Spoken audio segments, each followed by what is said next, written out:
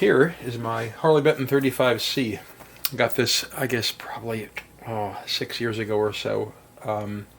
And for the money, it's a great guitar. I ended up swapping the pickups out. I've got some Elnick 02 humbuckers for it, which are right here. They're not in it right now. These are P90s. They're fine. I really like the Elnick 02s in this guitar, and these are going to go in something else. Other than swapping out the pickups, I put new tuners on it because on both of the, well, actually all three of the Harley Benton guitars I have, the tuners are, I think, where they save the money. They weren't great, so I got some nice, I think these are Gotos, and they're locking because I got a good deal on them. I don't really need locking tuners, I guess, on a guitar that doesn't have a trim, but it does make string changes easier. And I'm going to go ahead and throw strings on this while I'm at it because these are probably old, probably 2 years old. However, the main reason that this is on the bench is because it's got a high fret.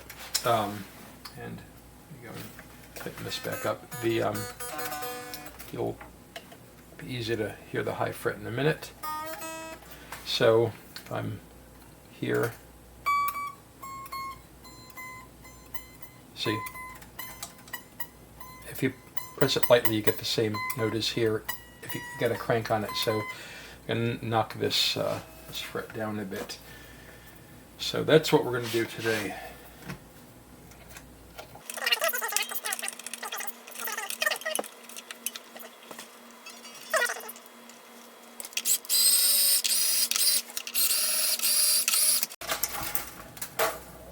There we go.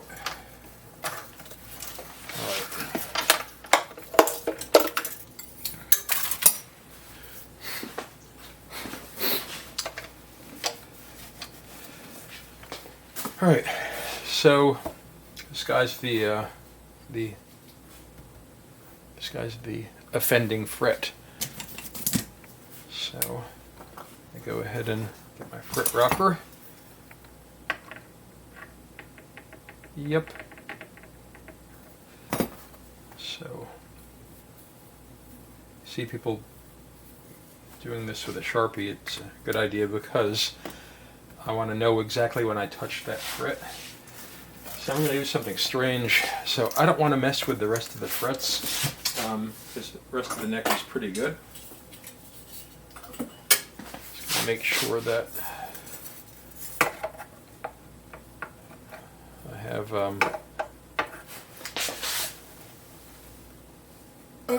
that actually is really flat. Interesting. I probably need some neck relief. I don't want to mess with the rest of the frets. So what I'm going to actually do is do something kind of weird. Put a piece of tape here. I'm going to double it up here. And what I'm trying to do is I'm trying to give it a little angle and just knock these two guys down without messing with the rest of the neck. Because I'm not going to play up here a ton. So just really want to knock those two down. So I'm gonna do that later. So okay, before I do that, I'm actually going to, since I'm going to be replacing pickups today, I'm going to go ahead and get this one out of the way. So I'm going to put the Elnick 02s back in.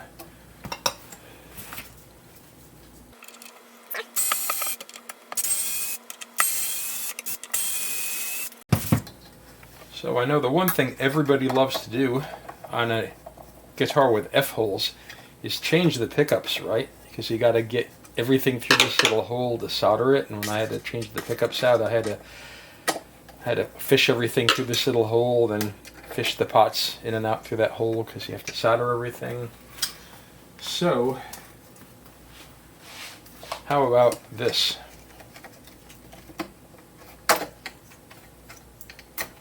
Ta-da! Done. So, as you can probably tell by the title, I have swapped this out with the Guitar Fetish I swapped these out with the Guitar Fetish Kwikplug setup, and basically it gives you a little jack here. So to swap pickups, you just pop the old one out and then plug the new one back in, and as they say, Bob's your uncle. And now you're done. You just screw it back in. I can do it right now. But yeah, so I just got I got a set of rings, spare rings for the pickup. So when I want to swap pickups, it's just 4 screws. So this is a Guitar Fetish pickup that came with a Kwikplug. This is a Dragonfire pickup that I adapted for the Kwikplug. So there's a bunch of different ways you can attach this, and I think some people use hot glue. I actually use this stuff called goop, and I like this because it's undoable. It's not permanent, but it's solid. I noticed that with hot glue, sometimes hot glue just kind of lets go on its own.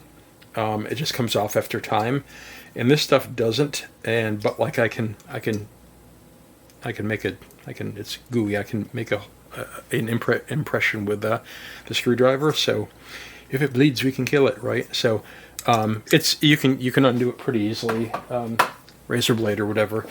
But it holds pretty well. It's not conductive, so that's actually worked out really well. So that's what I've been using. So let's work on that guy. Away. Let's just go down here. So I'm going to knock this guy's down.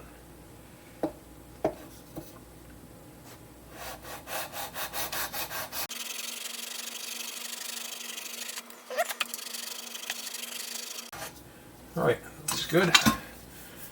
Now I'm going to get my crowning file, which I should have had out. A few moments later. Alright, that took a few minutes, but I found this. I'm in the process of cleaning up my shop, and I've got drawers for everything because it was a mess. I just couldn't find anything. So since I put it away, I didn't know where it was, but I'll get used to that. So what I'm going to do is I'm going to crown these. Then I'm going to polish the frets off because why not, right? So you see people doing this with a Sharpie or a marker because they need to know exactly where they, you want to know where you're hitting, and it keeps it from going too far. I'm going to use the fine side of this because it didn't take off too much, but a light touch with this is actually better.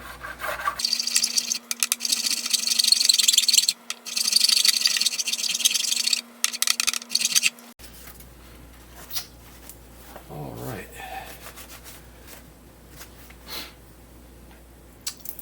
So we'll check this with a fret rocker.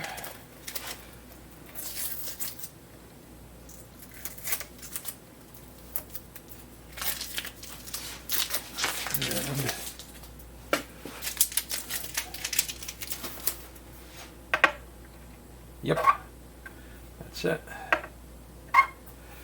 Nothing like a little. So I'm going to go ahead and polish all the frets because why not? I already started this because I actually started to do this and realized I had to hit record because why would I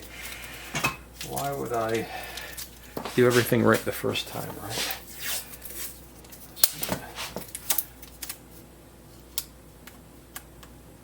So my other Harley Benton, other than the LP copy, is a 12 string that I bought that I don't like, and it's not their fault. I bought the $110 one because I wanted to. I got sucked into the, if you buy 2 guitars, shipping is cheaper, or you get a break or something. And I wanted a 12 string, and I didn't know how much I'd play it, so I didn't want to spend a lot of money on one. And they had this black one that was like $110, and I should have known because it's definitely a $110 guitar. But the high G string, the pairs, the high version of the G string, it just snaps as soon as you touch the tuning peg because tuning pegs are cheap because it had the same tuning pegs pretty much that this had when I bought it that I replaced. And they just kind of, they do this when you turn the knobs. It's not great. And then the body has this big bow in it, and it's super headstock heavy because of all the tuners and the super lightweight body in it. It's got all this headstock dive and just a pain. So I emailed them because I wanted to see what I could do because I didn't really like it. And they did not want to pay to have it shipped back, so they offered me a 10% discount, and they told me that all 12 strings always break the high G string as soon as you touch the tuning peg, because it's just how 12 strings are, which I found kind of funny because I don't think that's how all 12 strings are. But, you know, I get it. They didn't want to take it back, so I still have it, and I was going to donate it, but I didn't want to, like, ruin somebody's guitar experience, right? Because they would get it, and they'd probably hate it just as much as I did. I tried a bigger gauge of string on it, and it didn't really help. That was their solution. Just put a bigger gauge of string on it, and it'll be fine, and it wasn't. So I've still got it. I'm gonna hit the fast forward through this so you guys don't have to suffer through the rest of this. All right.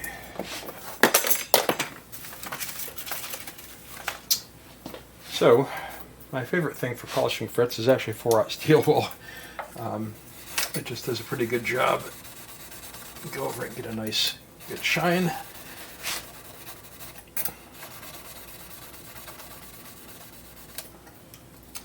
I can also see exactly where the crowning left off, so I can tell that this guy needs a little bit more right here because it doesn't shine up as much on the flat spot.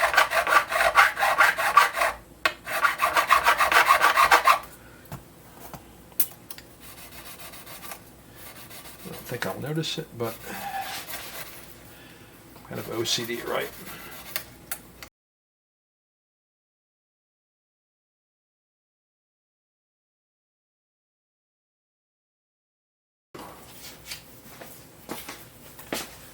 Alright, so the final step of the fret polish that I've been doing lately has been this little wool spinning wheel on this Dremel,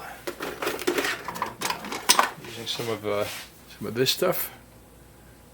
It's all right. A little on here, and it requires an apron because I'm going to blast myself with this stuff.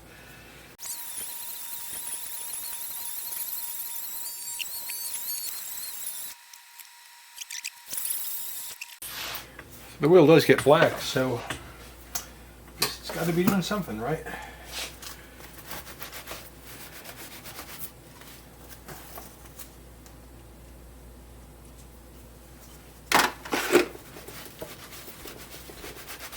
All right.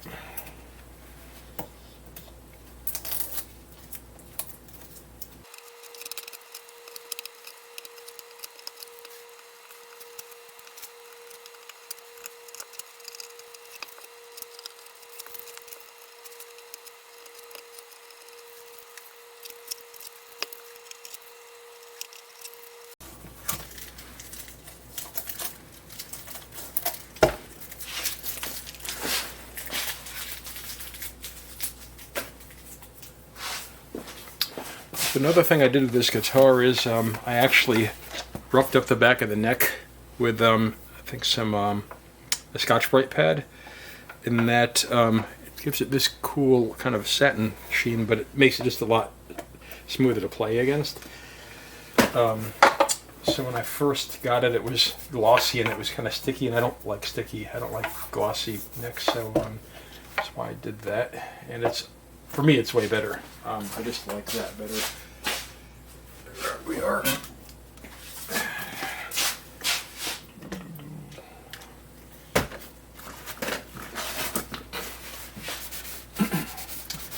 So a lot of people watch my videos.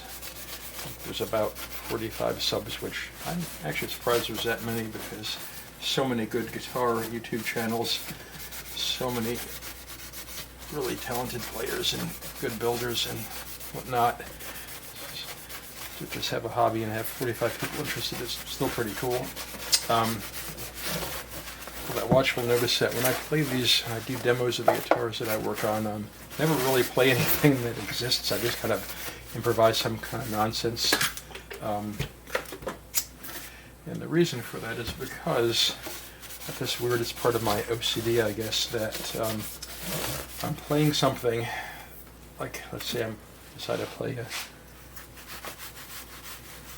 Breathe by Pink Floyd or something like that.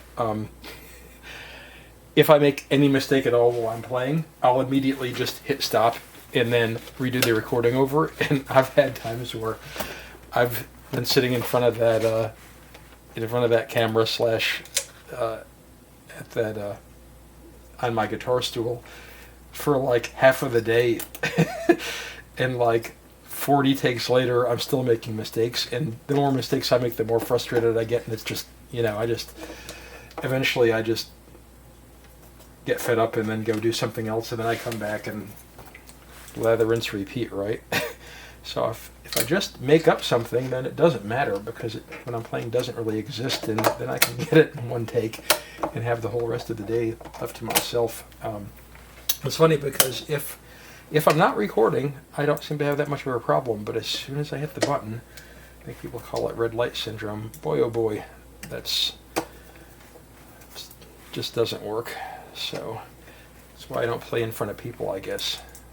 Probably never will. This is just kind of, guitar is something to just have fun with for me and kind of lower my blood pressure and get away from my kind of mundane everyday job.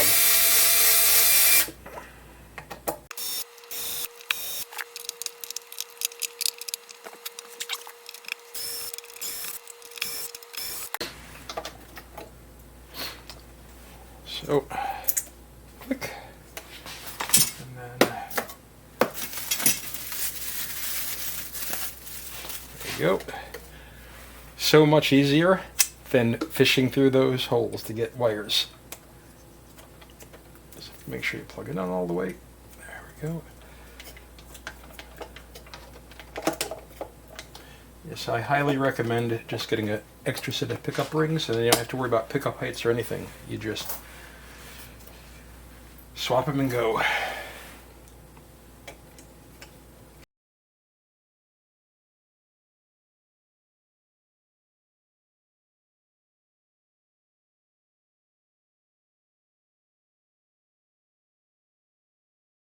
All right, so I think that's it. I think it's time for strings, and we are going to use these guys today.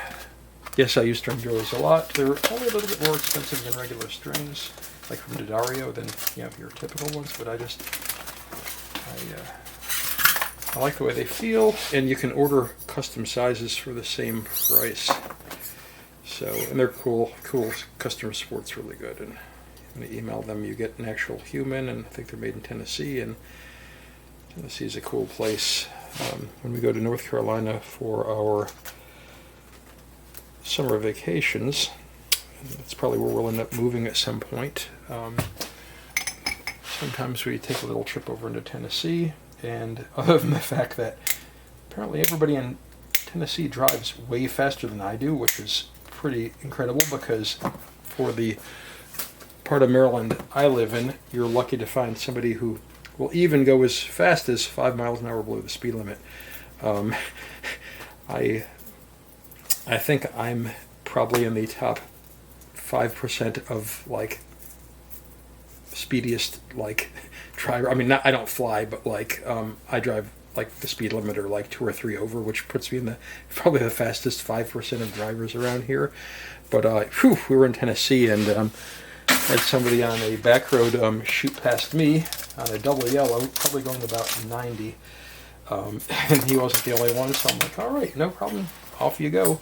I'm just seeing the sights, right? So, but yeah, so at some point I will not string my guitar backwards.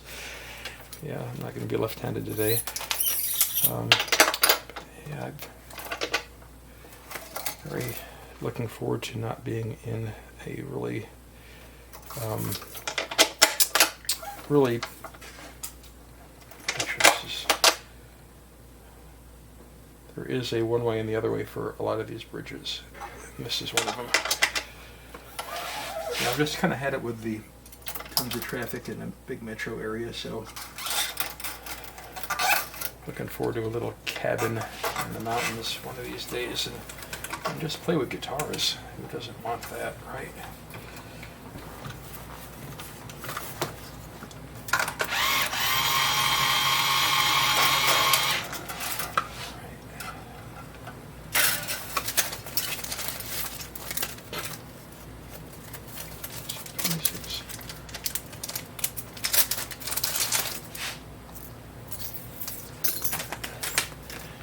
Do a little fast forward through this because nobody wants to sit and watch me string guitar.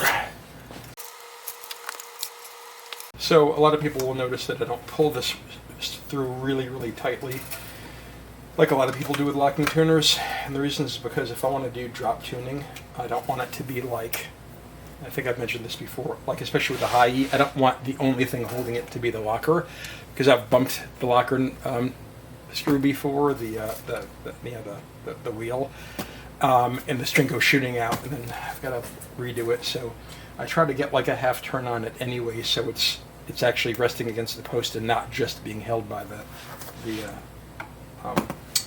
thumb wheel, the locking bolt.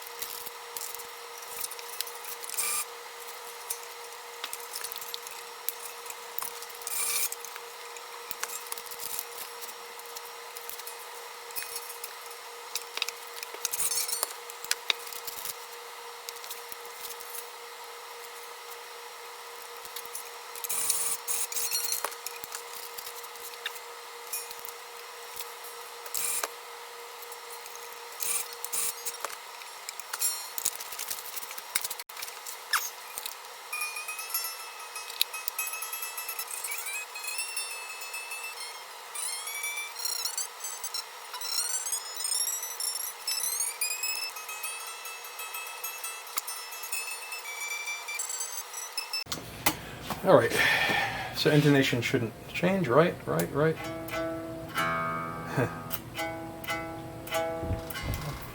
It could use a little tweak. Oh, well, that's why. No, this needs to get pushed. There we go. Go ahead and push all these. Sometimes these don't seat. Two of them. All right.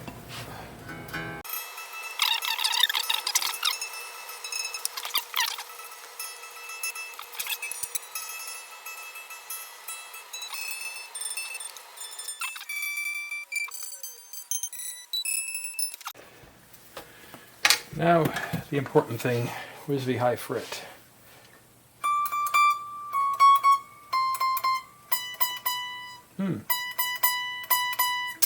Still giving me a little problem, isn't it?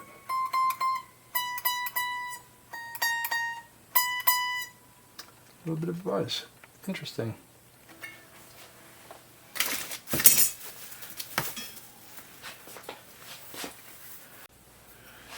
So, just like the beauty of me playing something about mistakes is not recording it, the beauty of me finding something that I put down is turning the camera off. Interesting, because it doesn't... I wonder if it's a little fret hammer. There it is. All right. See if this works.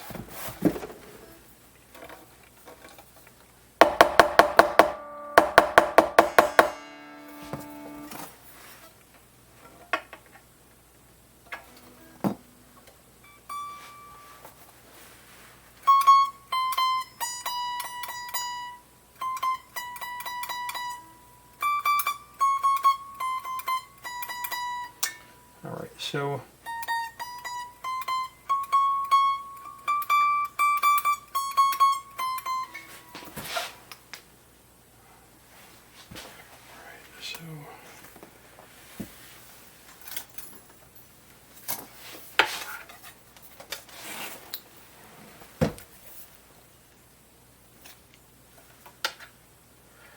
Action is quite high on this side. About right on this side. 12th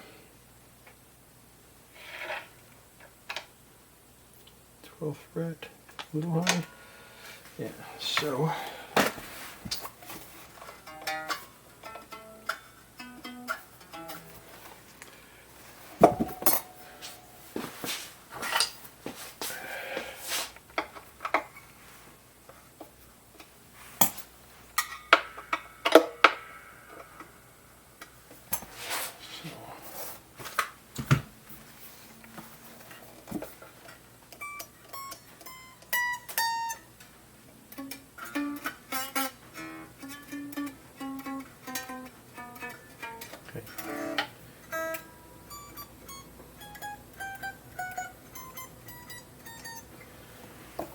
So, I was able to kind of reseat this so it's not buzzing anymore, but still annoying. So all I'm going to do is I'm going to super glue it because I think it'll just come back up if I don't. And it's not that big of a deal to super glue.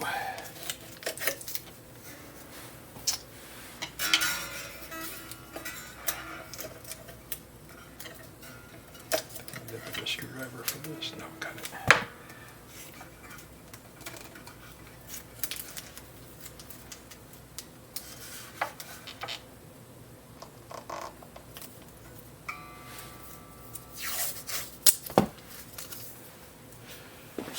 Here.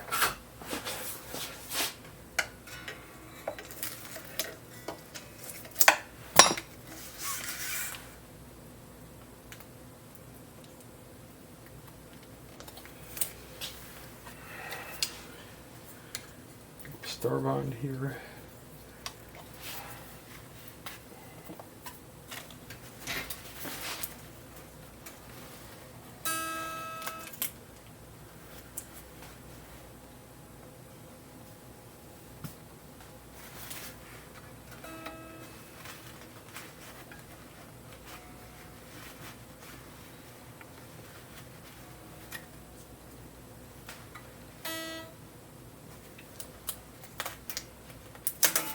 Of course it gets all over everything anyway because this is crappy tape.